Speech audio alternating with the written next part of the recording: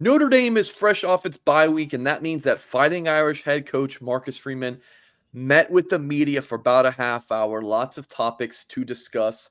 Jack Sobel was in the room, asked Freeman a couple questions. So we're going to talk about some of the key points from that press conference. Of course, folks, hit that thumbs up on this video. Subscribe to our YouTube channel if you have not done so yet.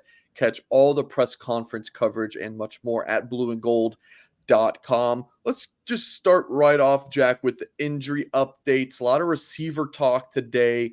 Tell us first about Jaden Greathouse and Jayden Thomas. Some good news on the front for those talented players. Yeah, the wide receiver Jadens are as close to 100% as they have been this season, Freeman said. Obviously at this point in the season, no one is truly 100%, I think every coach and player would say, but they will both be good to go this week. Yeah, I thought it was interesting. He added on Thomas that he took a step back from how he felt from the Louisville to USC game. So seemed to feel good in Louisville game, not as much in USC game. That bye week coming at a good time for him, and Jaden Greathouse with that hamstring, like Jack said, improved there. Deion Colzie, an interesting one, hasn't played much this year at all, nagging knee injury from last year, when he had that major injury. Freeman said he's starting individual work. What else can you add from what Freeman had to say today?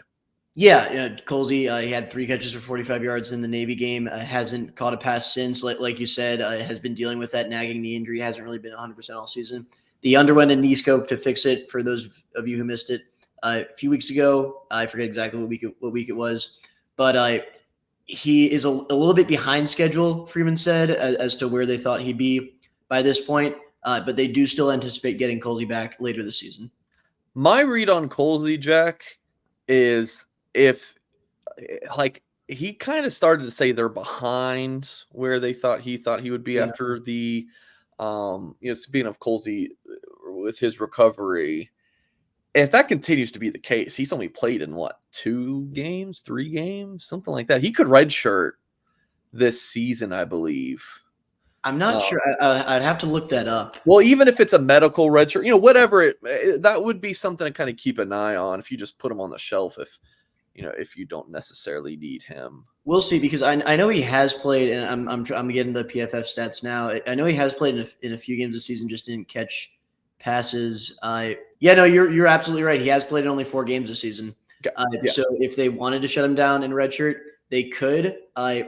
To be honest, we're about to talk about taking a little more shots offensively. They could use him for that down the stretch and into a possible a bowl game if he's healthy. But you're right that if he's not 100%, it might be wise to just redshirt him at this point.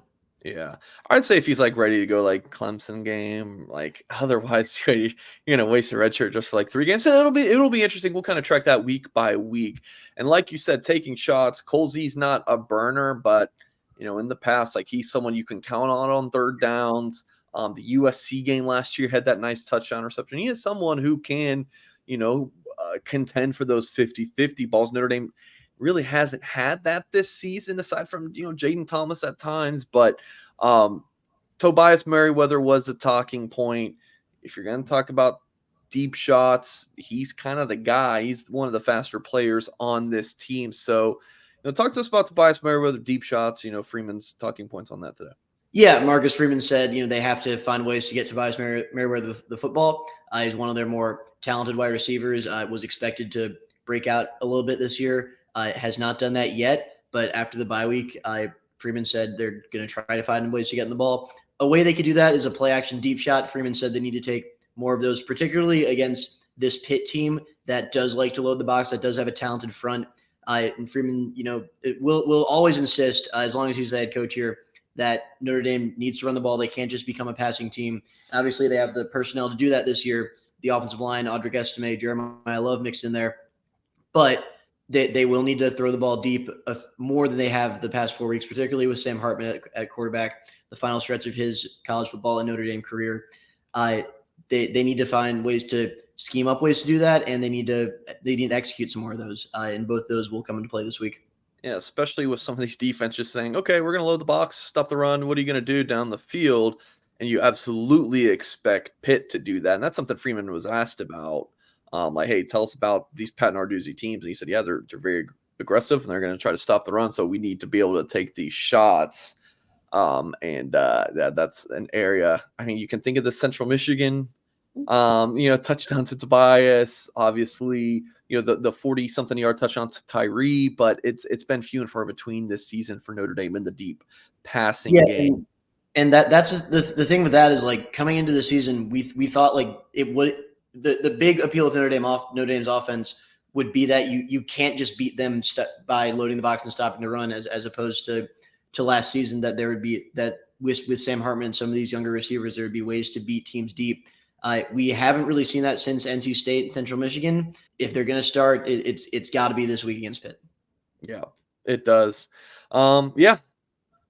I mean, I remember seeing tweets in the preseason and articles, and even, some of our own guys at Blue and Gold be like, yeah, Tobias Merrill, leading receiver on the team. And now it's like he's taken a back seat in a time in terms of snap counts, in a time where like Notre Dame is banged up at the receiver position, and kind of speaks volumes.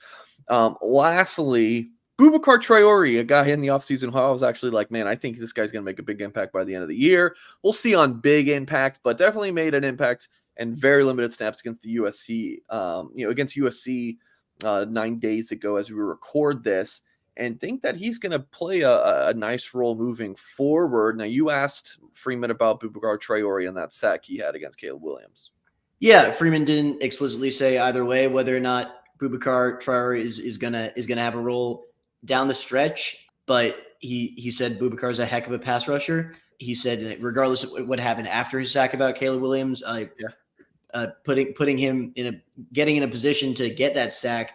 And again, it wasn't just a sack where he's chasing Caleb Williams around, runs into his arms. It was a sack where he beat his man clean off the ball. And that's something Notre Dame, frankly, needs more of down the stretch this season. And if Boubacar Traore can provide that, even if he's not developed enough to defend the run at this stage, even if it's just on passing downs, they need to find a spot for him. And while Freeman didn't say either way whether they'll do that, he was very complimentary of Boubacar's performance.